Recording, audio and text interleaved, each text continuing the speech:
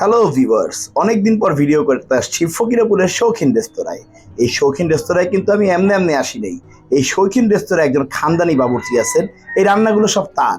এই খানদানি বাবুর্চির চেহারাও কিন্তু খানদানি খানদানি, দেখতে একেবারে রাজকীয় ভাব। কিছুক্ষণের মধ্যে দেখবেন উনি আমার পাশে দাঁড়িয়ে আছে। যাই হোক, বেশি কথা না বাড়াই, আমরা মূল কথায় আসি। এই রেস্তোরাঁয় মূলত কিছু নতুন আইটেম চালু হয়েছে, যার মধ্যে আছে স্পেশাল সবজি খিচুড়ি। চাইলে এটাকে বিফ দিয়েও খাওয়া যায়। এর সঙ্গে একটা ভর্তা দেয়, বেরেস্তার ভর্তা। হান্ডিটার যে কালার, এটা অসাম ছিল, দুর্দান্ত, এবং বেশ ভালো পরিমাণে হান্ডি দিচ্ছিল 200 টাকায়। এই খাবারগুলো টেস্ট করতে আমরা আসছি আজকে শৌখিন রেস্তোরাঁয়।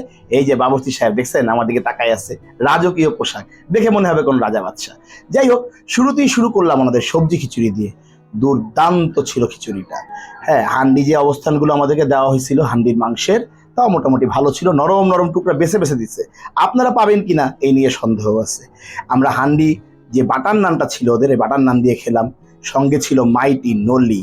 নলিটা আসলেও ছিল মোটামুটি, এবং তার সঙ্গে আমরা আরো খেয়েছিলাম চিকেন চাপ। হ্যাঁ, হালিম ছিল এর সঙ্গে। হালিমের মধ্যে ছিল 2 পিস গরুর মাংস। মোটামুটি এই ছিল খাবার। কিন্তু সব খাবার দেখতে দেখতে আসল কথা বলি, যাই যা খেয়েছি না কেন, আমি হান্ডি এবং খিচুড়ি এই দুইটা আবার মুখে দিতে বাধ্য হয়েছি। খিচুড়ির মধ্যে যে গরুর মাংসের চাংগুলো ছিল এবং সবজি খিচুড়ি যে ফ্লেভার, তার সঙ্গে বেরেস্তা পেঁয়াজের সালাদ, ওয়াও অসাম ছিল। হান্ডিটা ভাত দিয়েও খেয়ে টেস্ট করেছিলাম, আপনারাও দেখবেন।